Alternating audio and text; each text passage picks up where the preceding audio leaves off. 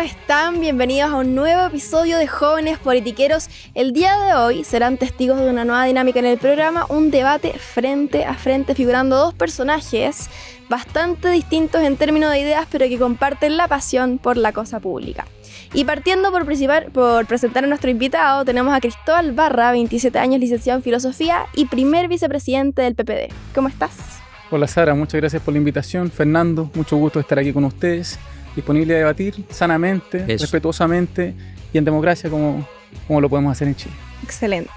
Y por supuesto seguimos con alguien de la casa, Fernando Cartes, 20 años, estudiante de Derecho. Fernando. Contento de estar acá, que bien que Cristóbal haya aceptado esta sana invitación, que es algo que de repente cuesta encontrar. Alguien apasionado también por la república, por la cosa pública, así que muy positiva instancia y a darle con todo porque se viene un tema muy entretenido. Exacto, así que ya que tenemos el panel de hoy presentado, empecemos de una. Y primero, para introducir el primer tópico sobre la mesa, vamos a hablar de seguridad y gobierno, ¿ya? Considerando un poco la disyuntiva y controversia respecto a esto, ¿qué percepción tienen de la situación de seguridad hoy día en Chile y el trabajo del gobierno en torno a ella? Como bien dice la palabra, percepción tiene que ver con lo que se siente y no tanto con lo que es. Es decir, hay una diferencia entre realidad y lo que parece ser. A causa de, yo responsabilizo en buena medida a los medios de comunicación, pero también a deudas pendientes con la seguridad de los chilenos, hoy la percepción es negativa y se siente una alta inseguridad. Por tanto, yo creo que es una materia en la que hay que seguir avanzando, no es un asunto solucionado para nadie. Los chilenos esperan tener mayor seguridad en sus hogares, esperan poder salir a las plazas como lo hacían antaño. Yo me acuerdo que cuando era pequeño incluso podía salir a las calles sin ningún problema, jugaba a la pelota, jugaba al tombo, jugaba a las bolitas, etc.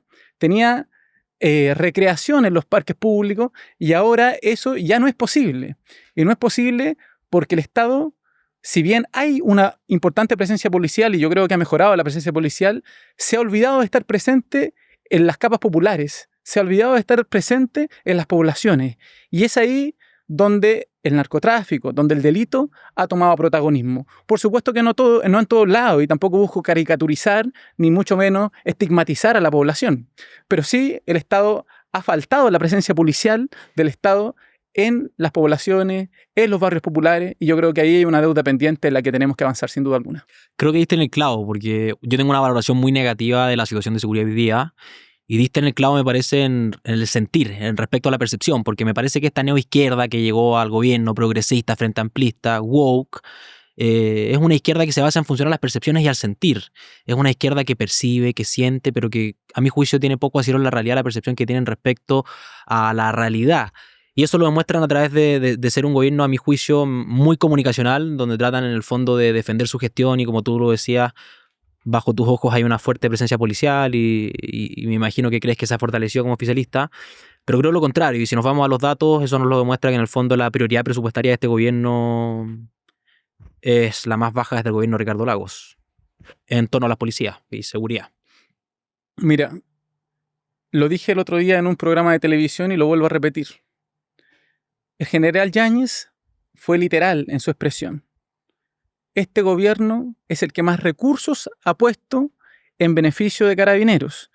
Más allá de si se traduce en un peso más o en un peso menos, lo que significa para Carabineros, tener el uniforme, tener el casco, tener las armas, tener la protección, eso es lo que importa. Si gastaste un peso más o un peso menos, es decir, si las cosas te costaron más caras o más baratas, no importa. Lo que importa es que efectivamente se ha equipado a Carabineros para poder cumplir su función. Y este gobierno, en ese sentido, sí ha cumplido. Yo creo que es impreciso señalar que no ha cumplido únicamente porque hay un dato, una cifra económica que así no lo avala. Ahora, no creo que se deba reducir solamente a eso. Cristóbal, tú, miembro del Partido por la Democracia, tienes a una candidata muy clara, Toá. Te pregunto, ¿por qué salió el general Yáñez del gobierno? ¿Por qué salió, no del gobierno, por qué salió el general de Carabineros? Por responsabilidades que... Porque estaba imputado, ¿no? Claro. Bajo el criterio de Toá, que quien estaba imputado salía en el fondo de la cosa pública. No salió por el criterio de Toá. Pero el criterio de Toá era muy claro, en el fondo quien estaba imputado salía. Tú y yo tenemos un presidente imputado 2 veces y cada vez que el presidente está imputado se juzga con otros ojos. Entonces, cuando citas al general Yáñez, que además reconoció tener una muy buena relación con el presidente Boric, y que hoy día está trabajando en la campaña de Mike Nichols, creo que no es una persona citable respecto a cuestiones objetivas. Y si nos vamos a los objetivos que son los datos, este es el gobierno que más delitos violentos tiene desde el estallido social. Anda muy parejo por el año 2019, donde tuvimos un estallido social muy potente. Y respecto a la prioridad presupuestaria, es el gobierno más bajo desde Ricardo Lagos, es decir, no destinan una parte prioritaria del presupuesto nacional a la cosa de seguridad. O sea, creo que cuando nos vamos a este tipo de cosas es importante graficarlo con datos y nos damos cuenta que en el fondo es un gobierno que, una vez más, como lo dije al inicio, se basa en el sentir, en las percepciones, pero que a la hora de ir a los datos son quienes menos prioridad le han puesto presupuestaria a tratar de combatir la seguridad. Yo creo absolutamente lo contrario. Y te puedo demostrar, ya que quieres hablar con datos también. Vamos. Dotación policial. ¿Cuánto aumentó la dotación policial en el gobierno de Sebastián Piñera? ¿Cuánto aumentó? Te pregunto a ti, No lo tú sé. debes ¿Cuánto estar aumentó? informado. No lo sé. ¿Cuánto aumentó? 0. Ya. ¿Y este gobierno sabes cuánto aumentó? ¿Cuánto aumentó? 2.500. Y no solamente de carabineros, sino también la policía de investigaciones. Cristóbal, ¿qué quería dejar con 1.000 pesos el presupuesto carabinero? Entonces, estoy terminando mi argumentación. Entonces, yo digo que cuando estamos hablando de datos, aumentar la dotación para que el carabinero esté efectivamente en la población, que es lo que yo partí comentando, Claro. pueda estar ahí. Si tú no aumentas la dotación y quieres que carabinero esté, bueno, no se multiplican, no es que aparezcan de la nada. Tú tienes que tener una estrategia. Y el gobierno anterior no diseñó ninguna estrategia. Entonces, es fácil criticar ahora, es fácil apuntar con el dedo, es fácil decir todo se está haciendo mal y nunca ver hacia atrás. Lo que yo te llamo a ti es a construir un debate sano, un debate con honestidad, un debate con datos serios y no una propaganda o esas pachotadas, porque ese no era el ánimo que acordamos a la hora de tener esta entrevista. Pero no creo que sean pachotadas, me parece que en el fondo es debatir, y por eso te decía cuando me hablas de, primero, que el gobierno anterior no diseñó estrategia. Me parece que eso es equivocado al menos, porque hubo una serie de estrategias que se presentaron a través de proyectos de ley y que el progresismo los votó en contra. Todos. Votaron en contra del hurto de las maderas, votaron en contra de la alteración a la paz, votaron en contra de una moción para declarar que los partidos políticos no podían incitar a la violencia como medio de acción político. Y además hay otra cosa elemental en lo que tú me dices. Cuando se habla de dotar a las policías, las dotas de una forma material, pero en la formalidad de entregarles las atribuciones y el respaldo para que las policías puedan actuar, no hay una dotación ni hay un apoyo por parte de las autoridades. Y eso al final te demuestra, yo soy de la Araucanía, soy de Temuco, y hoy día lamentablemente una de las cosas que pasa en la región es que los policías deciden llegar deliberadamente tarde porque saben que no tienen el respaldo. O sea, porque no puede ser hoy día que las distintas policías que tenemos en nuestro país usan la fuerza legítima que tienen a través del monopolio de la fuerza que tiene el Estado y se les juzga. Tenemos fiscales ideológicos como la fiscal Chong, que no hacen la pega. No hacen la pega y no fallan conforme a derecho, sino que fallan conforme a la opinión que ellos puedan tener respecto a las policías y con un criterio más ideológico que jurídico. Mira, yo insisto. Acabas de decir que no a la dotación, que no aumentó la dotación. Yo te llamo a investigar los datos. Hay 2.500 nuevos efectivos. Es público, notorio y comunicacional. No dije que no aumentó la dotación. Me lo corrijo. acabas de decir. Perfecto.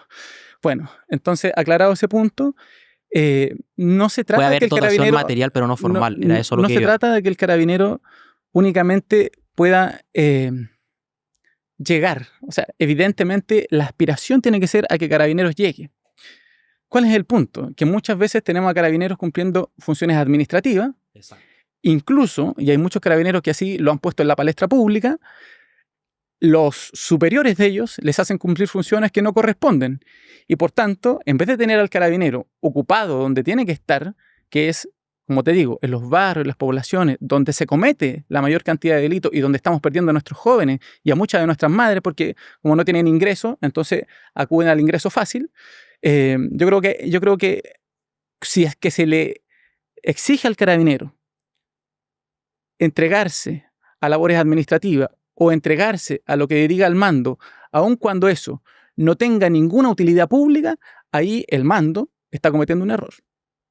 Estoy de acuerdo, pero primero, respecto al punto que me corregiste, yo me refería a una dotación formal, y con dotación formal me refiero a la formalidad de entregarle el apoyo, no solamente material, que pueden ser los elementos para protegerse, sino que también es el respaldo jurídico, es el respaldo de que puedan hacer uso del legítimo monopolio de la fuerza que tiene el Estado y que a través de los carabineros es que lo ejecuta. Y respecto a lo otro que señalabas, te pongo un ejemplo muy concreto. Tú me hablas en el fondo de llenar las poblaciones, de carabineros, de hacer la pega. Estoy muy de acuerdo, o sea, creo que eso es la clave hoy día, creo que falta inteligencia, creo que falta seriedad en el debate. Y te pongo un ejemplo concreto. Cuando Rodolfo Carter demolió una casa narco en la Florida, ¿qué pasó con las poblaciones de la Florida y la dotación policial? Le sacaron todos los carabineros a las poblaciones. ¿Por qué? Porque no estaban de acuerdo con la demolición narco de la casa de Rodolfo, o sea, de la casa que demolió Rodolfo Carter. Y al no estar de acuerdo con la demolición de la casa, que fue conforme a derecho, sancionaron al fiscal, se metieron con el fiscal y además quitaron las policías de la Florida. Entonces, no me parece que eso sea pensar en la gente, pensar en la ciudadanía y en el fondo pensar en que las policías de las poblaciones son efectivas, porque si eso fuera así, no las sacarían por una cuestión meramente ideológica y de una maña política. Bueno, lo que pasa es que un alcalde no tiene ese tipo de atribuciones. Ese es el asunto, es una cuestión jurídica. Tú como estudiante de Derecho deberías saberlo mejor que yo. Pero bueno, sobre el otro punto que tú señalabas... Pero Contraloría fue muy clara respecto a Rodolfo Carter. Que tiene que ver con las leyes. Este gobierno ha sido el que ha despachado las leyes, fíjate tú. Y claro, tú me dices, mira, en el pasado nos dijeron a todo que no. Y claro, cuando ustedes quieren aprobar las leyes en la medida de ustedes, sin querer llegar a acuerdos, yo creo que así no se puede construir una ley que sea justa, que sea razonable y que interpreta a la sociedad. Porque en el Parlamento finalmente lo que hay es una representación de la sociedad. Y cuando un sector trata de imponer únicamente su visión en un proyecto de ley, evidentemente que la otra parte no va a estar de acuerdo con aprobarlo. Pero cuando se llega a acuerdo entre el oficialismo y la oposición, como en este gobierno se logró, con más de 60 leyes en materia de seguridad aprobadas, sí es posible salir adelante. Y evidentemente los extremos se quedan descolgados. Hemos visto cómo sectores de extrema derecha y sectores de extrema izquierda han quedado descolgados en este mismo sentido. ¿Por qué? Porque probablemente a ellos les molesta que se pueda avanzar en materia de seguridad, pero nosotros somos unos convencidos de que con acuerdos, con diálogo, es posible construir un Chile más seguro y tener leyes efectivas para combatir el crimen organizado, el delito y darle garantía a nuestra policía. Y finalmente de eso se trata la política, ¿no? De llegar a acuerdos, pero vámonos atrás y sin querer hacer caricaturas, pero cuando yo te señalo que fueron los mismos que hoy día aprueban, gracias a los votos de la oposición, las leyes en materia de seguridad, cuando ellos eran oposición, rechazaron todas las leyes respecto a la misma materia, seguridad. Y como te decía, no las rechazaron porque las leyes fueran malas, pues las leyes incluso son muy parecidas a las que ellos han presentado hoy día. Las rechazaron por una cuestión ideológica, por una maña política. Y vámonos a lo parecido no es igual. O sea, tú me hablas de que el mérito del gobierno al aprobar 60 leyes en materia de seguridad, pero es el mismo gobierno que cuestiona las leyes, que es aguja y que no es capaz de aprobar las leyes con el ánimos inicial, que nos vamos a lo jurídico, es fundamental. O sea, vámonos al derecho civil. Cuando el sentido de la ley es claro, no se desatiende su tenor literal y no se consulta el espíritu. Pero cuando la ley no es clara, y es una de las cuestiones y criterios de hermenéutica civil más importantes, se consulta el espíritu, el ánimos de la ley. Y el ánimos que ha demostrado el gobierno al enviar las leyes de seguridad al Congreso es muy distinto al incluso tenor literal de las mismas leyes. ¿Y por qué digo esto?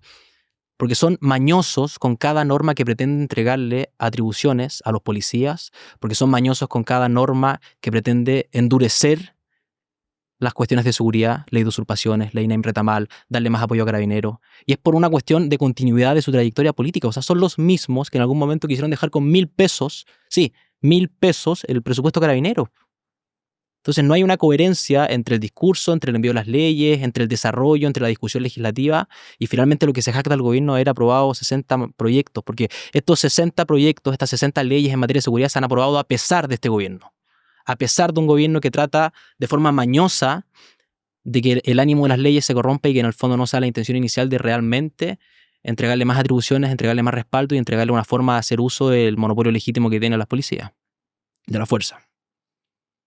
Yo sigo insistiendo en que este gobierno fue el que fue capaz de lograr un diálogo. El gobierno anterior no dialogó lo suficiente y por eso es que no pudo hacer sus leyes.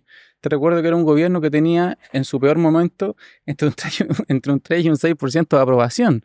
Es decir, no tenía ni siquiera legitimidad ciudadana todas las leyes que estaba promulgando. Este gobierno, con su 30, 34, 28%, que es el rango en el que se mueve, sí tiene cierta legitimidad para poder hablar desde un sector político y poder ponerse de acuerdo con los del frente, que son el otro tercio que basta para poder aprobar unas leyes que exigen un determinado quórum.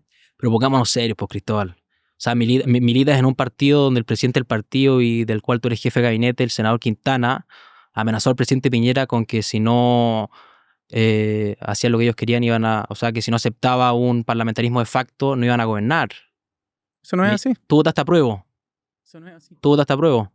Yo voté a prueba. Sí. Tú votaste a prueba, votaste por un texto que hablaba de la seguridad pública 7 veces y la palabra indígena te la mencionaba 78. Yo dije Entonces, apruebo para mejorar, que fue la postura del PPD. Apruebo para mejorar un texto que no daba absolutamente ningún enfoque respecto a la seguridad pública. O sea, ¿Cómo tú votaste en la segunda constituyente? Yo voté a favor. Ahí está. Cristóbal. Era un texto que tampoco unía a los chilenos. Cristóbal, es exactamente la misma caricatura que estás haciendo tú. Formas parte de una coalición de gobierno que hablaba de puta, yuta y maraca, paca maraca. O sea, no hablemos de caricatura. Mira, seamos sinceros. A mí me tratan de payaso, de inútil, de estúpido, una serie de descalificativos también de la vereda del frente. Así es, desgraciadamente, cuando no se puede tener un debate público sano. Yo espero que uno no pueda caer en eso. Yo no soy de los sectores del gobierno y tampoco me identifico con los sectores del gobierno que hicieron eso. Para mí, Carabineros es una institución importante. Creo que Carabineros cumple un rol esencial. Creo que Carabineros además es necesario para la institucionalidad política y para garantizar lo que tú decías delante, el uso de la fuerza. Yo no tengo ningún reparo con Carabineros, por el contrario, para mí es una institución que vale la pena, que hay que defender. Hay que tratar bien a los Carabineros, y hay que defender a los Carabineros, y hay que apoyarlos. Y yo creo que se ha avanzado en esa materia mucho. Pero que bien que lo digan hoy día, pero ¿por qué no fueron capaces de, cuando ustedes eran oposición, mantener la institucionalidad, promover la institucionalidad, y el presidente del partido era capaz de amenazar con un parlamentarismo de facto si el gobierno no cedía? No amenazó de parlamentarismo de facto. ¿Podemos buscarlo? No, es que no amenazó con eso. ¿Con qué amenazó? No, lo que dijo. Lo que ha ocurrido hoy es que, en efecto, ha habido un parlamentarismo de facto. Y si el presidente Piñera no lo acepta, no gobierna. No, eso no es así. Eso me parece que es socavar la institucionalidad y degradar absolutamente. Puede buscar la cita, no hay ningún problema. Lo vamos a poner en la descripción del programa de todas maneras. Para aclarar, acá en la tercera dice... si Piñera quiere seguir gobernando, debe pasar a segunda línea y aceptar un parlamentarismo de facto. Muy bien. Porque el presidente de la República, elegido constitucionalmente y democráticamente, pase a un parlamentarismo de facto porque no fueron capaces de respetar el orden público y la institucionalidad como oposición. ¿Te parece justo? ¿Te parece legítimo? ¿Te parece valorar las instituciones? Es que yo no creo que se hayan puesto en cuestión al presidente Piñera. De hecho, el senador Jaime Quintana y muchos de los que llegaron al acuerdo constitucional, entre ellos sectores del Partido Socialista, incluso el actual presidente Gabriel Boric, se sentó sobre la mesa y dijo que siga el orden constitucional, que siga siendo Piñera el presidente, que las instituciones sigan funcionando y lleguemos a un acuerdo que le dé paz, que le dé gobernabilidad al país, y eso fue lo que se buscó, independiente del resultado que haya tenido después la convención. El problema es que las instituciones no funcionan cuando por parte de una oposición completa tratan de instaurar una cuestión paralela a lo que nos dice la Constitución, que, como lo dijo el senador Quintana de forma expresa, esta cuestión no es una interpretación de algo implícito que haya dicho el senador, fue amenazar con que si el presidente no pasaba a una segunda línea, no iba a poder gobernar porque se había instalado un parlamentarismo de facto. Es que tú no puedes desconocer la realidad, porque en el fondo eso fue lo que pasó. O sea, el Parlamento fue el que tuvo que hacerse responsable porque el presidente no tenía ninguna legitimidad para dirigir los destinos del país. Eso fue lo que pasó en la realidad. ¿Por qué el presidente no tenía legitimidad si fue un presidente democráticamente electo? Porque tenía un 3% de valoración. Y las encuestas que tú cuestionas, en el fondo tú crees que por una encuesta de una empresa privada, como a ustedes no les gustan los privados, puede sacar a un presidente democráticamente electo y constitucional. Yo no tengo ningún problema con los privados. Votaste por un texto que restringía la competencia en el libre mercado, votaste por un texto que restringía las concesiones, votaste por un texto absolutamente contra privado, pro Estado. Entonces no hablemos de que no hay nada con el Estado, porque aprobar para mejorar, sí, pero vas a mejorar un texto en la Constitución más larga de la historia. O sea, ¿cuántos artículos pretendes? ¿Pretendes tener al Congreso funcionando con recursos públicos para aprobar un mal texto que no fueron capaces de hacer bien durante un año de convención? ¿Es eso? Por supuesto que se podía mejorar ese texto. Ese texto era inmejorable, a mi juicio. Tenía elementos muy dañinos. La plurinacionalidad, por ejemplo. Tú lo has dicho, es tu juicio, no es mío. Sí, mi juicio es el del 62% de los chilenos. Está bien. Votación histórica. Sí, y el segundo juicio que tuviste fue el minoritario. 46-54. Sí, fue el minoritario. Sí, pero el segundo texto no era un texto que pretendía refundar el país. Era un texto que incluso garantizaba cuestiones que a ustedes les gustaban mucho, como el Estado Social de Derecho. Es una caricatura, sí. No es una caricatura. Era un Estado Social de Derecho de papel.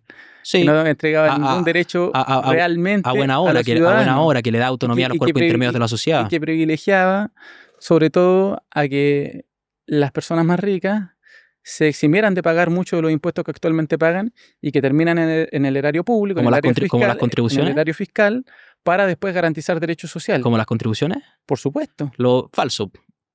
Vamos a poner la cuestión expresa, los artículos expresos, pero lo único que hacía en materia de constituciones era, en el fondo, subir la tasación fiscal que estaba exenta de contribuciones. El porcentaje más rico de la población la seguía pagando. Y la seguía pagando porque justamente se comprende que, por ejemplo, son parte muy importante del erario de la distribución de recursos para las municipalidades. En el fondo, creo que caricaturizar un texto donde el articulado era muy claro, O sea, y el cuando- ánimos de la norma era muy claro. Cuando tú dices que se sube, finalmente hay muchos que dejan de pagarlo, ¿no? ¿Qué cosa? Sí, pues la gente que más lo necesita, pues en el fondo es un subsidio, Justamente, es un justamente. subsidio directo a la ¿Por qué? clase media. No, porque los pobres no pagan contribuciones. No, te equivocas. pero mira, Te ¿por qué, equivocas, espérate, los pobres no pagan ¿por qué los contribuciones, son pobres, los espérate, ricos, ¿por qué son los los- pobres no pagan Porque contribuciones? no tienen viviendas que tengan un avalúo fiscal adecuado para poder pagar las Exacto, en contribuciones. el fondo, pongamos una Pero cifra el que te- X. pero Hoy el que día, tiene- pero el que tiene una casa muy amplia, el que tiene ciertas comodidades, el que tiene una empresa muy probablemente y vive en una casa gigantesca, sí tiene que pagar la contribución como aporta a la sociedad. y en el segundo Y yo no texto... veo ningún no, problema no, en pues, eso. y el segundo texto Está lo bien. planteaba, porque en el fondo lo que tú dices, es Mm. lo que tú dices en tu planteamiento inicial de que hoy día los pobres no pagan contribuciones a pesar de tener una propiedad, es cierto.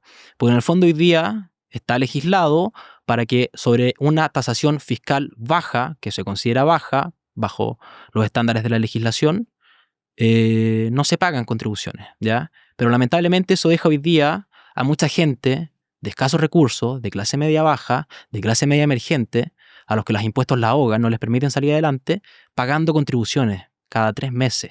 Y lo que el texto hacía en el fondo era subir un poco la vara y ser un poco más justo, entendiendo que hoy día tenemos una clase media ahogada. Creo que era una posibilidad muy, muy importante. ¿A qué vara se subía? Se subía el estándar del avalúo fiscal para el no pago de contribuciones. Los más ricos iban a seguir pagándola. ¿Quiénes son los más ricos? ¿Cuánto porcentaje? El 1% más rico, si quieres, ¿cuál es el más rico? Por eso, el 1% más rico. Yo creo que hoy día se le cobra mucho más que el 1% más rico y gente que gana sobre los 10 millones de pesos mensuales, que tiene un... Pero ese es del una 1% más rico, pues Cristóbal. Vamos concluyendo un poco con el no, primer que- Los tema. 10 millones que son del tiene- 0.5% más rico. po. que tiene una propiedad que merece pagar contribuciones, por algo la tiene de partida, ¿no? De acuerdo, pero porque por algo ha accedido a eso. de acuerdo, pero me Y yo no parece que estaba ayudar a de la clase acu- y media yo no emergente estaba de es positivo. acuerdo, y yo no estaba de acuerdo con que ellos dejaran de pagar contribuciones porque eso finalmente se traducía en que los municipios más pobres iban a terminar recibiendo menos dinero. Cristóbal, Y estoy yo de no estoy de acuerdo. acuerdo con eso cuando tú compartiste conmigo que el enfoque era precisamente que las policías y los recursos del Estado tienen que estar allí donde más se necesitan. Perfecto, pero no caricaturicemos, porque el texto decía otra cosa. Yo O no sea, he el hecho texto lo ninguna podemos caricatura. leer. Sí, pues tú estás en el fondo diciendo que se trataba de privilegiar al más rico, cuando lo que se trataba de privilegiar a la clase media emergente, a la clase media baja, al pobre que estaba tratando de ascender a través de las Vamos herramientas de cerrando el movilidad primer social. tema. Es que eso no es así, yo no voy a permitir que mientas. No miento, Estás busquémoslo. mintiendo Usted que lo está viendo y que lo está escuchando lo puede demostrar. buscar. Y te lo puedo demostrar. Perfecto, mándame el link y lo ponemos en había la otra descripción del cláusula, programa. después podemos... Ok, la voy a mandar. Sí, queda nosotros anotado, lo voy a hablamos Y en el mandar. nosotros, programa. yo voy a Ya, mandarlo. Que decía que incluso disculpe. las familias más ricas podían descontar impuestos del pago por la educación de sus hijos. Incluso eso. Es decir, si yo tengo a mi hijo estudiando en el Nido de Águila y paga una cifra que ningún chileno puede pagar, eso podía descontarlo de esos impuestos. Tú me dices que no era para los más ricos. ¿Cuántos pueden pagar ese colegio? ¿Cuántos pueden pagar ese liceo? Nadie, solo ellos. Entonces no me vengas aquí con mentiras. Por eso yo digo que es una mentira y no lo voy a aceptar. Voy a mandar el link, voy a mandar la información y espero que la publiquen de verdad. Lo vamos a publicar, yo voy a ser respetuoso con Sara que pidió cerrar, pero de todas maneras vamos a dejar esto en la descripción, así que usted que lo está viendo lo puede mirar, lo puede chequear y puede corroborar en el fondo de las verdades.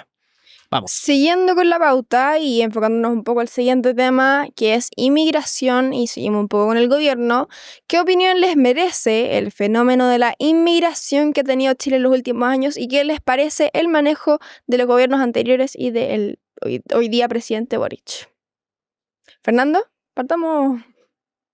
Creo que lamentablemente, como también en materia de seguridad, creo que son dos temas que no se pueden ver de forma separada. Hay una cuestión ideológica que impide al gobierno actuar. Esa es mi apreciación inicial y mi primer posicionamiento respecto al tema. Perfecto.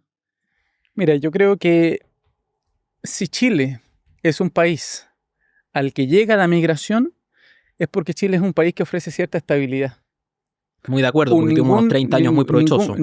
Justamente, los gobiernos de la Concertación. Sí, muy bien dirigidos y que tu candidata se rindió ante el progresismo moderno y no fue capaz de reconocer esos 30 años y votó por un texto que refundaba todo. Eso es una caricatura. Pero seguimos. Esas son las caricaturas. La ciudadana todas, pero seguimos. Esas son las caricaturas. ¿Ves? Bueno, yo no voy a caer en esas caricaturas. Para mí, esto tiene que ser un debate mucho más constructivo. Ese era el espíritu cuando me invitaron. Veo que no va a terminar siendo así, pero creo que no lo importa. está haciendo. La población migrante ha crecido desde 500.000 a 1.900.000 y desde el año 2010, si no me equivoco, a la actualidad, puedo estar equivocándome en el dato, no estoy siendo preciso con la cifra, y constituye hoy por hoy algo así como un 10% de la población nacional. Sí, y sobre casi 2 millones de migrantes. Y sobre el mismo tema, yo he planteado públicamente que me parece que las personas que llevan 5 años de avecindamiento en el país no tienen que votar en la elección presidencial porque son insuficientes 5 años para poder determinar los destinos del país, para poder determinar los destinos de su familia, los destinos de sus hijos. Yo creo que es insuficiente, que un migrante tiene que cumplir al menos 2 años de residencia temporal y después, cuando se le dé la definitiva, 10 años en el país, es decir, 12 años en total, para poder votar en una elección nacional. Hemos visto cómo sectores de la oposición en el Parlamento han defendido la idea de que basta con 5 años para poder votar en la elección presidencial y de parlamentarios. Yo no estoy de acuerdo con esa idea. Creo que no cualquiera puede decir el futuro de la patria. Creo que tenemos que defender la soberanía nacional y ese tipo de proyectos respaldados por la oposición, yo creo que hay que revisarlos seriamente porque hay que restringir el voto al extranjero, hay que restringir el voto a aquellos que no le tienen amor a Chile y me gustaría saber qué piensan ustedes sobre eso, qué piensan ustedes sobre cómo vota la oposición defendiendo que basta con 5 años para poder votar en la elección presidencial para los extranjeros. Cristóbal, yo estoy de acuerdo contigo. Creo que es un país serio. Son muy pocos los países en el mundo que tienen a un voto extranjero con tan pocos requisitos. Yo no me hago cargo de lo que puedan hacer los partidos políticos y las distintas coaliciones, pues yo milito ideas. A diferencia de ti, yo no milito en un partido político y por tanto tengo la libertad de poder hacerme cargo de mis ideas y no de personalismos que a mi juicio muchas veces votan sin estar preparados. Y te pregunto lo siguiente. O sea, tú te eximes de cualquier responsabilidad y a mí me achacas toda la responsabilidad de todos los que hubieran antes. Porque tú militas. Fácil así el debate, ¿no? Es que tú militas, pues. Tú militas, Claro. tú tomaste el paso de militar. Fácil así el debate. Tú tomaste el paso de militar. Yo prefiero pensar libre, sin ser esclavo de mis ideas. No, yo no estoy más allá del bien y del mal. Expreso mi postura de forma muy clara. Y vámonos a cuestiones concretas históricas. Pero no te haces responsable, Es que porque a mí me acusa de responsabilidad y tú no te haces responsable de tu sector y las ideas de tu sector. No, ¿Por qué no le dices públicamente a tu sector que rechace que los extranjeros con 5 años puedan votar en la elección presidencial? ¿Y cómo fue la votación, Cristóbal? Anda a ver la Comisión de Constitución, ¿Cómo fue la UDI, votación? Renovación Nacional, no sé si está republicanos, pero al menos yo te aseguro que esos 2 partidos votaron porque pudieran seguir votando. ¿Y la norma se ha votado en el Pleno? No se ha votado. No se ha votado. Porque Entonces todavía no tenemos se resultados. votó en la comisión. Pero Y en vámonos, la comisión hay representantes de los partidos. pero vámonos a cuestiones históricas y te lo pregunto. O sea, los migrantes hoy día en su mayoría venezolanos votan a la derecha porque vienen arrancando de algo con lo que tu partido también está muy en contra, que es la dictadura socialista, chavista de hoy día Nicolás Maduro. Por supuesto que estamos en contra y se valora mucho que tengan ese espíritu democrático. Qué bien que el PPD sea capaz de defender esas ideas y lamentable que vayan a una primaria con el Partido Comunista. Pero en fin, vámonos a lo concreto. Te lo pregunto, si el votante viniera arrancando de un imperio capitalista, imperialista y votara a la izquierda, ¿tú crees que tu sector estaría promoviendo que el votante migrante no vote? Es que no se trata de eso, yo hablo de una cuestión de principio. Ya, Yo no hablo de una pregunto.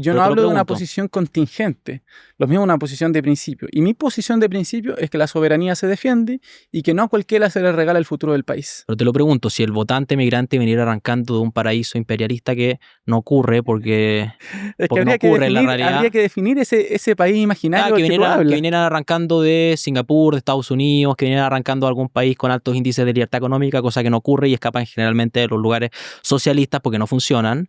Pero te lo pregunto, ¿tú crees que el votante que viene, el extranjero que viene arrancando, si votara a la derecha, si votara a la izquierda? Es que por eso te digo, da lo mismo como vote. Es una cuestión de principio. No cualquier persona puede dirigir los destinos del país. Perfecto, y ustedes también tienen un principio, y voy a irme muy atrás, vamos a ir 75 años atrás. ¿Por qué cuando se promovió el voto femenino por parte de un conservador, el progresismo lo rechazó y no fue capaz de promoverlo y aprobarlo? Mira, yo no me puedo hacer responsable de lo que pasó 75 No, pero si te estoy años hablando, atrás. estamos hablando de principios, estamos hablando de principios. Es que por eso yo no puedo contestar por una persona que vivió hace 75 años. No, pues si no te estoy hablando de una persona, te estoy hablando de un Por- conglomerado político que defiende las ideas de lo que ustedes llaman el progresismo. Es que por eso. ¿Pero por ¿no? qué? Pero era porque había una conveniencia de que la mujer era conservadora y la mujer votaba a la derecha, y por eso el progresismo se opuso. Y probablemente del otro lado también pudo haber intereses creados en que la mujer votara. Es cierto. Pero te lo pregunto respecto a la coherencia de hoy día.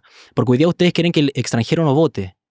Está bien, son muy pocos países que tienen tan pocos requisitos para que el extranjero pueda votar con tan poco tiempo de residencia en Chile.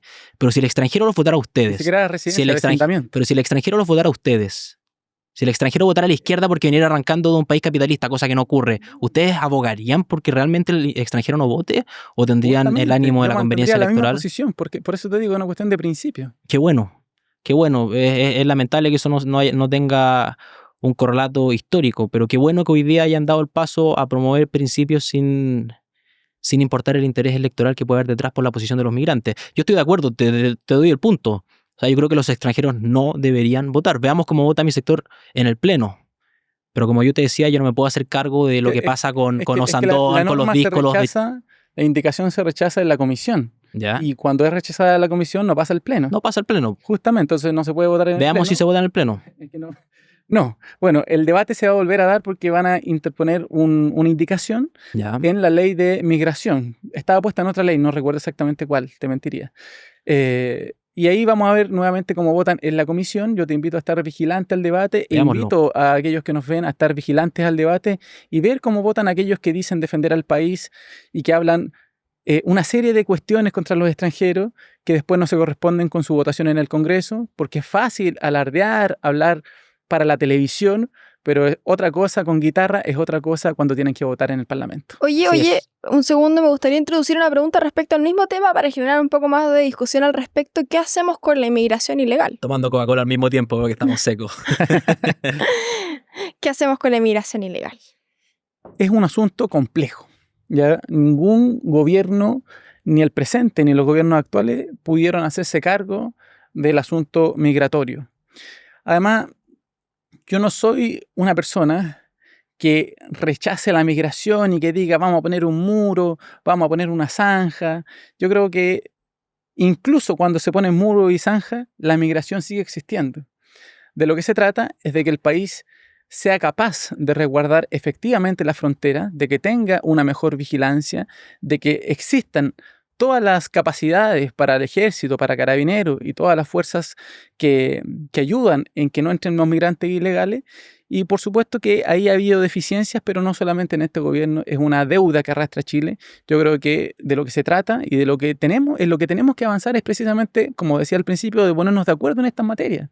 No se trata de criticar al del frente porque ahora entraron, en este gobierno entraron, no sé, 400.000 y en el gobierno de Piñera otros 400.000 y en el de Bachelet entraron 500.000 y al final en todos los gobiernos entra. Pero que de lo que se trata es de ponernos de acuerdo y decir, ¿cómo hacemos juntos, oficialismo, oposición, de ponernos de acuerdo para implementar una capacidad que sea impenetrable y que cualquier persona que quiera entrar al país tenga que cumplir la norma, la ley y se sepa identificar claramente qué persona está entrando, porque no cualquiera puede entrar al país, así como no cualquiera puede votar en el país. Entonces hay que decirle no a los megáfonos, lo digo como comentario nomás.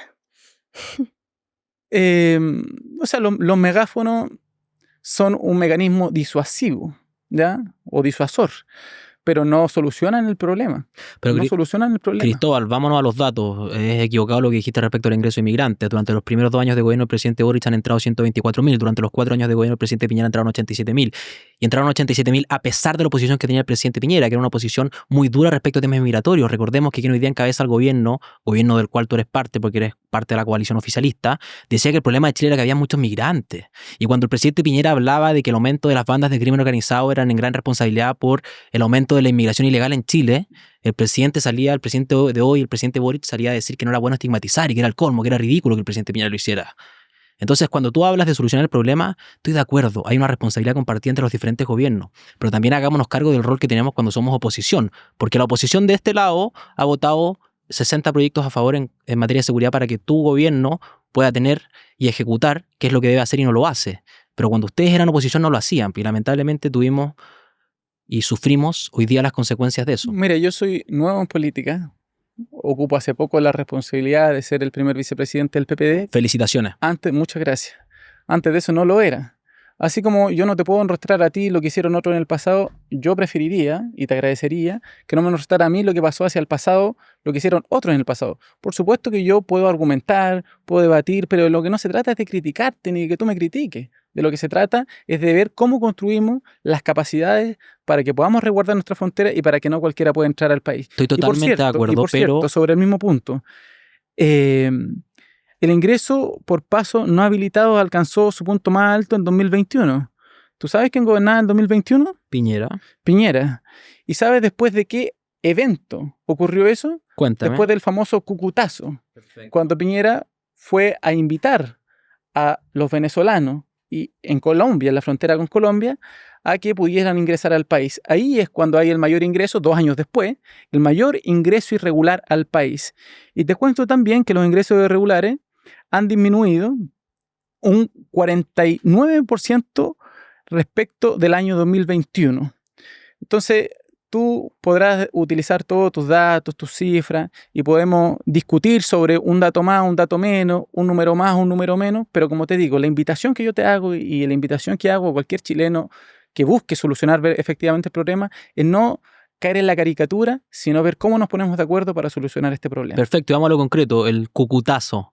Lo que pasa en Cúcuta es curioso, porque había una suerte de pacto de no agresión tácito entre Chávez y Chile, entre Maduro y Chile, y con el cucutazo se rompe. No estaba Chávez, ¿no? No, po. Claro. Pero antes Chávez tenía un acuerdo tácito de no agresión con nuestro país. Eso lo sigue Maduro, sigue la línea continuadora. Y Piñera rompe eso con Cúcuta. Se rompe. Pero se rompe, ¿y quién potencia que haya una inmigración ilegal y que los venezolanos escapen de su país? El régimen dictatorial de Nicolás Maduro, que quienes hoy día son oficialismo lo promovían, y de eso creo que sí te tienes que hacer cargo. O sea, ¿viva Maduro, carajo? No, qué bueno que tu sector hoy día lo condene, pero... El englobas desde el PC hasta, no sé, hasta el PPD. Sí. Pero hagámonos cargo, ¿Ya? tú me hablas a mí entonces que no tú me me hacía dices cargo. el oficialismo y mete al saco a todos los sectores y el PPD Si nunca ha estado por eso. No, es que es una caricatura, es una simplificación. Es una simplificación que yo no voy a aceptar. ¿Y cuál es la complejización? Porque probablemente el Partido Comunista puede haber estado de acuerdo con que, no sé, con las ideas del régimen en Venezuela, pero el PPD nunca. Entonces cuando tú dices el oficialismo, tú de pasar del PC llega y mete a todo el arco político hasta el PPD. No, eso no es verdad. Eso no es verdad, eso es una generalización apresurada y eso es una falacia, para que tú sepas. Se llama generalización apresurada y es una falacia. No me parece que esa generalización apresurada por lo siguiente, y te lo resumo muy simple. El PPD, digamos que en términos de personas importantes en el gobierno del partido del segundo al mando, tenían a la vicepresidenta, tenían a la ministra del Interior, tenían a Carolina Toá, que no hoy día es su figura presidencial. Carolina Toá fue ministra del Interior, fue vicepresidenta de Chile por 2 años y medio, cerca de 2 años y medio. Y durante esos 2 años y medio, las cifras en materia de inmigración no mejoraron, la revictimización aumentó, aumentaron las extorsiones, aumentaron los secuestros, y todo eso potenciado por el crimen organizado. Entonces, cuando yo meto todo dentro de un mismo saco, lo meto porque me parece que hay unas responsabilidades compartidas. Yo entiendo que el progresismo del Frente Amplio, de esta izquierda woke, es mucho más ultra izquierdoso que el del PPD, que el de la DC, que el del Partido Radical. Lo entiendo, lo comprendo, pero me parece que ustedes, cuando deciden entrar a un gobierno y rendirse ante esta neoizquierda, promoviendo la constitución que ellos querían aprobar refundacional, tienen que hacerse cargo de lo que después resulta el escándalo del gobierno. Yo te lo dije en off, creo que Carolina Toá fue una persona que le vino a poner al gobierno tonelaje político. O sea, yo creo que otro gallo cantaría si es que Carolina Toá no hubiese decidido, y lo asumo, es una persona con trayectoria, con experiencia, con ideas que yo no comparto. Entonces tú dices que Carolina Toá tiene que ser una irresponsable y no entrar en el gobierno. No, pues yo... En este gobierno que tanto critica. No, pues yo... Es que cuando... Porque tú la estás criticando por estar adentro y por estar afuera. No, pues yo te estoy diciendo que Carolina Toá le puso tonelaje político al gobierno, pero también me parece que hay una responsabilidad moral de, si tú entras a un gobierno, entender que estás pactando con ellos. O sea, yo no sería capaz de entrar a un gobierno con el que pienso distinto, con el que tengo posturas tan distintas respecto a temas tan importantes como es la seguridad y la inmigración, que ha sido una política que ha afectado como ninguna otra a los chilenos durante los últimos años. Y esa responsabilidad moral me parece que está muy latente al momento de aceptar entrar al gobierno. Es decir, si yo decido entrar al gobierno, me tengo que hacer cargo de lo que hace mi gobierno, más aún si soy la persona número 2 más importante de todo el conglomerado. Efectivamente. Pero mira como dijo Artés, tenemos un acuerdo. Mira donde termina tu conclusión. ¿Dónde termina? A ver, veámoslo. Es que la línea argumental está Vamos. trastocada en el camino. Vamos, porque veamos. empezamos hablando del cucutazo y terminas dando una serie de cifras y datos. Pero porque tú me dices que el oficialismo no se hace cargo del mismo oficialismo. No, pero tú dijiste que iba a rebatir. ¿Por qué tú no estabas haciendo una generalización apresurada cuando yo te decía Te lo dije, que fue estaba muy haciendo... claro. ¿Por qué? Fue muy claro. ¿Por qué? Fue muy claro, porque ¿Por creo qué? que hay una responsabilidad No. que es inexcusable del ¿Por oficialismo, qué? que el oficialismo actúa como un bloque No. porque decide unirse. Es decir, No. declárense como oposición si no están de acuerdo con cuestiones tan elementales de quienes hoy día son gobierno. No, es que no está bien. No está bien. Bueno, Es para ti. una generalización apresurada. Usted podrá, televidente, buscar qué tipo de falacia es la generalización apresurada. Búsquelo. Y cuando dice que el Partido Comunista tenía un compromiso con Maduro, allá ellos, yo no tengo ningún compromiso con el régimen de Maduro. Y después engloba a todo el oficialismo diciendo que son lo mismo porque comparten un gobierno, eso se llama generalizar, porque el caso particular lo convierte en general, es decir, el caso de uno lo pasa a llamar el caso de todos. Yo me pregunto por qué eso no es la falacia de generalización apresurada. Esa es la falacia, usted puede investigar, usted puede buscar y se va a dar cuenta de que está mintiendo nuevamente, o al menos no está mintiendo, está siendo falaz en su argumentación. Acá no hay una generalización apresurada respecto a uno y englobarlo con todos, porque cuando ese uno decide ser parte del conjunto, me parece que por una cuestión moral asume una responsabilidad. Y asumir una responsabilidad significa hacerse cargo de lo bueno y de lo malo. Como te lo dije, lo bueno es que Carolina... Fue en el 2019. Sí. Y estamos hablando del año 2025. Sí. Es decir, somos lo mismo porque ahora estamos juntos. O sea, si tú estás con alguna pareja, te pongo un caso hipotético, Sí. que cometió un determinado error en su vida, da lo mismo cuál. ¿Tú eres lo mismo que esa persona por estar con ella? No. Cristóbal, Es que por eso es una falacia. O sea, ¿qué tipo de comparación? Otra falacia, falsa analogía. Búsquelo también. Yo estudié debate, yo sé de lo que estoy hablando. Eso son falacias. En cualquier clase de debate a ti te dirían, oye, déjate de mentir. De verdad te lo digo. Pero Cristóbal, si acá el problema, la analogía que haces de la pareja me parece muy mala, porque si esa pareja cometió un error en el pasado y yo decido estar con ella, en primer lugar creo que lo hago porque comprendo, porque entiendo y porque bajo determinada concepción que yo tenga del error, decido voluntariamente estar con ella. Ok, hagamos la analogía similar al gobierno, perfecto. Pero si esa pareja sigue cometiendo los mismos errores durante años y ¿Cuál tú sería el error que sigue cometiendo? sigues siendo su pareja, ¿Cuál o es el sea, ahí error me que parece se que hay sigue una cometiendo? responsabilidad moral. Tú me vas a decir que Carolina Toá no tiene responsabilidades. No, estamos hablando de cocutazo. ¿Viste que mezclas No, pero cosas? estamos hablando de la Mezclas gestión de cosas. Carolina Toá. No, hombre. es que mezclas elementos. Seamos Por serios, eso, pues, Cristóbal. si vamos a ir... Estamos hablando de la gestión de Carolina Toá en el gobierno. Si vamos a ir, vamos paso a paso. Y si quieres hablar de la gestión de gobierno de Carolina Toá, también podemos hablar de eso. Con el cucutazo fue muy claro. Y con Carolina Toá también. Digamos de qué estamos hablando. Pero mira, más allá Definamos los temas que vamos a debatir. Pero más allá de desglosar la cuestión falaz, si no, y mi argumento, espero tu contraargumentación, porque desde un punto de vista de las ideas no he encontrado nada más allá. O sea, estás cuestionando mi forma de debate que te puede gustar o no, estás viendo, a mi juicio, de forma muy equivocada que estoy cometiendo una falacia, generalización apresurada y falsa analogía, pero no he escuchado tu argumento del otro lado. O sea, veamos las responsabilidades respecto a los ingresos de los inmigrantes ilegales, veamos las responsabilidades con los inmigrantes ilegales acá. Por eso te O digo, sea, hoy día tú tienes este el gobierno en que más ingresaron migrantes ilegales fue el año 2021, el gobierno de Sebastián Piñera. Cristóbal. Yo te pregunto qué piensas de eso. ¿Sabes lo que pienso? Que durante el gobierno del presidente Sebastián Piñera ingresaron 87.000 inmigrantes ilegales en 4 años. Durante los 2 primeros años del gobierno del presidente Boric han ingresado 124.000 inmigrantes ilegales. Eso me parece. Me parece que hoy día tú tienes 30.000 personas con orden de expulsión en Chile y que no se expulsan en el gobierno del presidente Gabriel Boric. Y gran parte de esos 30.000 personas que están con orden de expulsión son reincidentes en delitos y son quienes hacen que hoy día las personas tengan altas tasas de revictimización. Porque lamentablemente... ¿Cuántas expulsiones ejecutó el gobierno de Piñera? ¿Cuántas? No, como dijo tu presidente, no tengo la cifra exacta. Él prometió que serían más de 10.000. ¿Ya? ¿Sabes cuánto ejecutó? ¿Cuántas? 1.300. ¿Ya? ¿Y cuántas ha ejecutado el gobierno del presidente Boric? Más de 1.000, pero no prometió nada. Es decir, andamos por ahí, pero uno promete y no cumple, y el otro hace y no promete. ¿Tú crees que el presidente Boric es un presidente que promete y cumple? Sobre este tema, sí. Sobre este argumento. Es que por eso te digo, no, Pero es si que vamos a ir agrandando las cosas, vamos agrandándolas, y para eso hay una moderadora y ya podrá moderar el debate. Pero es que tratas de llevar la discusión a un plano cuando te conviene del lado humanista y cuando no te vas de los números y cuando yo voy a los números te vas al humanista. Si las cifras que yo te estoy diciendo son muy claras. O sea, veamos los ingresos. No, es que tú dices, ¿cuánto dijiste? ¿87.000 ingresos irregulares? Durante el gobierno tenemos una diferencia en el dato. A ver, después podremos verificarla. Puede que yo esté equivocado, puede que tú estés equivocado. Yo no lo sé. Pero aquí yo tengo que más de 400.000 inmigrantes sin registro en el periodo 2018-2021. Gobierno del presidente Piñera. Y si bien no tengo la cifra de este gobierno, tú tal vez la sabes mejor que yo, a 120.000 me dijiste recién, mucho menos, al menos un tercio de lo que ingresó en el gobierno de Sebastián Piñera. Sí se han empadronado 130.000 personas y yo no me acuerdo de ningún empadronamiento en el gobierno de Sebastián Piñera.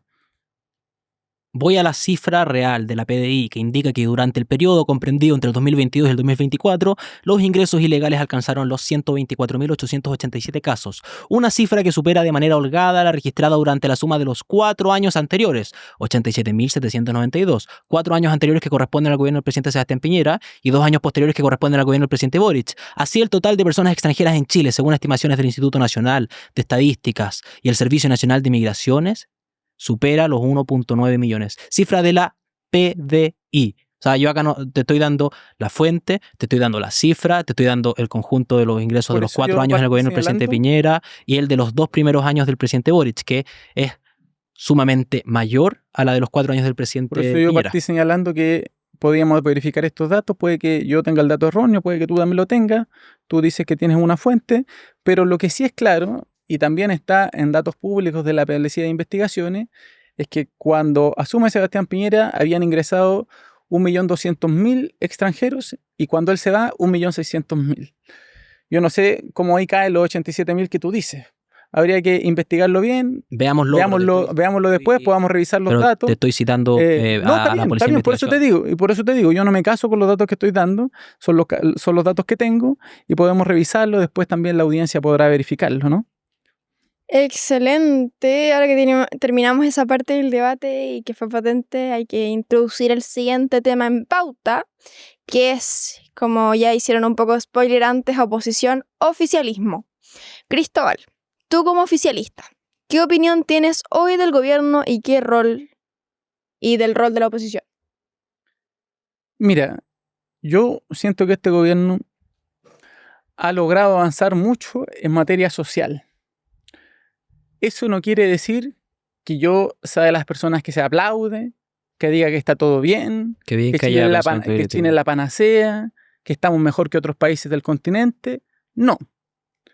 Pero sí estamos mejor que muchos otros países, sí se han hecho esfuerzos, sí yo creo que el mundo originario del que nace el gobierno ha aprendido muchas lecciones, a veces por la fuerza, otras veces de buena manera. Estoy de acuerdo, a la fuerza aprendió. Otras veces de buena manera, y se ha cumplido en subir el salario mínimo a 500.000 pesos. Yo me acuerdo que la oposición se negaba, igual que la candidata Evelyn Matei, que se negaba por allá en el 2012 a subir a 250.000 pesos el salario mínimo. Hoy tenemos una ley, un sistema nacional de cuidado.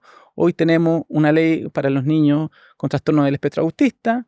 Hoy tenemos trenes para Chile, que es una materia en la que se está avanzando, que por supuesto le trae dinamismo a la economía, genera empleo. Ha habido crecimiento económico, tal vez no lo esperado, pero aquí también hay una cuestión que a veces se obvia, no sé si con interés o no, pero hay una cosa que se llama el crecimiento tendencial o el PIB tendencial, es decir, cuál es la tendencia de crecimiento que tiene el país, y esa tendencia no ha cambiado, y yo creo que en gran medida porque ningún gobierno, y yo creo que esta es una tarea en la que estamos pendientes todos por avanzar, ha hablado de un proyecto de desarrollo nacional, es decir, no un proyecto que dure 4 años de gobierno, un proyecto que dure 20 años, un proyecto que piense el Chile hacia el futuro. Y yo creo, nuevamente, que si somos capaces de ponernos de acuerdo, si somos capaces de pensar en Chile antes de las individualidades, antes de las particularidades, antes de la posición performática, podemos ser capaces de decirle a Chile: Chile puede volver a creer, Chile puede volver a soñar y convertirse en un país que dé ejemplo de que poniéndonos de acuerdo podemos avanzar hacia un país mucho más justo, mucho más equitativo. Creo que esbozas eslóganes que son fáciles y que al desglosarlo la realidad es muy distinta. Vámonos al sueldo mínimo, máximo histórico, 510.000 pesos a día de hoy. y que te resultan para comprar las mismas canastas básicas que el 2019 con un sueldo de 301.000 Te pesos. equivocas porque ha subido el salario real también. Veamos cuántas canastas básicas puedes comprar. Te invito a buscarlo. No sé, tengo certeza que no estoy equivocado con la cifra. Puedes comprar 7 canastas básicas con el sueldo mínimo de 2019 y con el de 2025 también puedes comprar las mismas 7 canastas básicas. Vámonos a lo que tú dijiste respecto a la niñez. Se promovió y se aprobó la ley Papito Corazón, proyecto que no era del presidente Boric y que el presidente Boric lo tomó como suyo. Pero qué bueno que se apruebe la ley, en buena hora. Pero hagámonos cargo de las mujeres. ¿Qué pasa? Este es el gobierno que iba a ser un gobierno feminista y es un gobierno que hoy día tiene a 43.000 mujeres más que antes sin trabajo, que ha precarizado el empleo y que por consecuencia ha precarizado la seguridad social.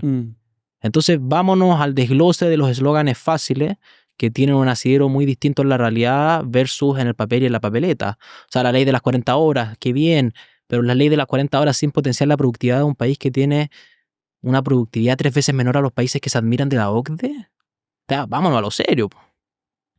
Sí, mira, yo creo que también ahí hay otro problema en lo que tú comentas, y es que uno no se puede comparar con cualquier país. Y cuando se trata de decir, mira, los países de la OCDE esto, claro, tú comparas a Chile con países desarrollados que tienen una historia muy distinta y por tanto no se puede llegar a una conclusión cualquiera con datos y con una historia totalmente distinta. Estoy de acuerdo. No es tan fácil hacer ese tipo de comparaciones. Yo creo que hay que ser cuidadoso también cuando se compara con tanta liviandad. Pero estoy usando el mismo estándar que se usó durante mucho tiempo de comparar a Chile, que era un país que había tenido los 30 años más exitosos en la historia de nuestra nación, en términos de crecimiento económico, movilidad social, reducción de la desigualdad intergeneracional, y se nos comparaba con los países OCDE. Cuando éramos de los países de la región con la desigualdad más baja, se decía que éramos el país más desigual del mundo, que son caricaturas que quienes hoy día son gobierno las sostenían de forma muy, muy fehaciente. Es que somos un país muy desigual. Pero somos un país mucho menos desigual que hace 30 años. El 1% concentra el 50% de la riqueza. Te pregunto, hablando de OCDE, hay un país, y tú me hablas de que no nos podemos comparar con los grandes, y estoy de acuerdo, porque son países que han tenido sociedad civil antes de Estado. Nosotros tenemos Estado y después sociedad civil. Pero te hago una pregunta. ¿Cuál era el país que más había reducido su movilidad intergeneracional desde el año 1990 hasta el año 2019 en la OCDE? Desconozco esa cifra exacta. Chile. Eso significa que nosotros somos más iguales de lo que eran nuestros abuelos. ¿Y eso se logra gracias a qué? Gracias a facilitar el acceso a la educación, que lamentablemente con la reforma de educación de la presidenta Bachelet en 2015 se restringe. Eso se logra gracias a, como mencionaba antes... Yo diría que gracias al Estado, fíjate. ¿Tú crees que gracias al Estado? Gracias al Estado, Mira, porque hoy día si somos menos pobres es precisamente gracias a que el Estado hace aporte directo a la familia, y yo creo que ese es un gran problema. Pero es que ese dato es muy equivocado, porque si tú miras la desigualdad en Chile... Esto lo dice el Mercurio, amigo. O sea, el Mercurio también está equivocado. Cuando le conviene nomás, pues. El Mercurio, mira lo que dice. Vamos, ¿qué dice el Mercurio? Eso te estoy diciendo. Que lo que se cubre es la pobreza por el aporte directo, ya. Dígase bolsillo electrónico, dígase pensión garantizada universal, dígase otra serie de beneficios del Estado que finalmente significan un aporte directo a la familia, al bolsillo de la familia, y por tanto se reduce la pobreza porque alcanza para vivir. Pero el salario sigue siendo deficiente, la desigualdad sigue aumentando, la concentración de la riqueza sigue aumentando y el Estado se hace responsable. Yo digo, mira, hoy día las pensiones las paga el Estado. ¿Sabes tú cuál es la tasa de reemplazo? Es decir, ¿cuánto recibe un adulto mayor después de toda una vida de trabajo en relación a su último salario? ¿Sabes tú cuánto es la tasa de reemplazo en Chile? Te escucho. 20%. Y en el caso de las mujeres, 18%. ¿Quién hace el resto del aporte para llegar a cerca de un 70%? El Estado. Vía solidaridad que después nos niegan. Entonces, claro, es muy fácil decir, no, el Estado no hace nada, no sé qué cosa. El Estado juega un rol clave en que hoy día Chile no tenga cifras negativas de pobreza. El Estado es el que ha permitido que haya mayor igualdad y no precisamente lo que tú comentabas hace unos minutos. Estoy en desacuerdo. Yo creo que lo que le ha dado mayor igualdad a nuestro país es dar la autonomía a los cuerpos intermedios. Y si nos vamos al rol que ha tenido el Estado, mira la desigualdad que hay dentro de los países OCDE. La desigualdad antes de impuestos y la desigualdad de impuesto a impuesto. Los países OCDE la mayoría de los países OCDE logran reducir la desigualdad a través de una redistribución de los recursos por parte del Estado. Y la logran reducir de forma considerable. Chile no, porque tiene un Estado ineficiente. Vámonos al rol, vámonos a la autonomía de los cuerpos intermedios de la sociedad. Tú me dices que la movilidad social ha sido en gran parte gracias al Estado. Estoy totalmente en desacuerdo. Cuando se logra privatizar la educación superior, En 30 años tú septuplicas la matrícula de educación superior y eso no son solo números. ¿Qué significa eso? Significa que tú septuplicas la persona que gana 2.5 veces más de lo que ganaban sus papás. Y cuando se mete el Estado con una reforma educacional lamentable, el año 2015 termina con 3 cuestiones esenciales: el lucro, el mérito, terminando con la selección y con un sistema de admisión especial, la mal llamada o bien llamada tómbola, y que además termina con el copago. Lo que hace es que los liceos, como el Instituto Nacional, pasen de tener a 7 de cada 10 estudiantes dentro del 10% de los mejores puntajes a 3 de cada 10 estudiantes dentro del 10% de los mejores puntajes. ¿Y con eso qué haces? Reduces la posibilidad de movilidad social, reduces la posibilidad de que a través de la educación pública los alumnos puedan estar dentro del 10% mejor a nivel nacional. Antes, sin intervención abrupta del Estado, antes de la reforma de Michelle Bachelet, esto es muy concreto. 7 de cada 10 estudiantes, por ejemplo, del Instituto Nacional, estaban dentro del 10% mejor. Hoy día, 3 de cada 10. Y eso no son inventos. Claro, eso usted lo puede corroborar. Y eso es porque el Estado hace una intervención lamentable, porque no se sabe entrometer, porque cuando se mete lo hace mal, porque cuando se mete la embarra, porque cuando se mete frena el crecimiento del país. Vamos con lo último sobre este tema, va a pasar al siguiente porque estamos cortos. Lo que pasa es que algunos prefieren la selección. Yo prefiero el mérito. Yo no estoy de acuerdo con la selección. Y es cierto, muy probablemente la cifra que da Fernando, de que el Instituto Nacional deja de tener 7 de 10 y pasa a 3 de 10, pero hay otros muchos colegios que nunca tuvieron que ahora sí tienen, porque precisamente se distribuyó el conocimiento, los estudiantes que tenían buenas calificaciones se distribuyeron y por tanto allí donde no había habido, ahora sí lo hay, y allí donde había mucho, disminuyó. Hay una deuda tremenda con la educación. Yo una vez pongo un ejemplo, fui a un colegio de la Florida a dar una charla, ¿ya? Nada que ver con política, una charla de vocación profesional. Y luego de darla, un estudiante me dice, tío, me levanta la mano, me dice, tío, le quiero agradecer, porque es primera vez que yo presto atención en una sala de clase. Qué bonito. Y que yo aprendo en una sala de clase. Hay un problema con el modelo educativo, hay un problema con los profesionales que estamos formando. Y yo creo que en eso es lo que tenemos que avanzar.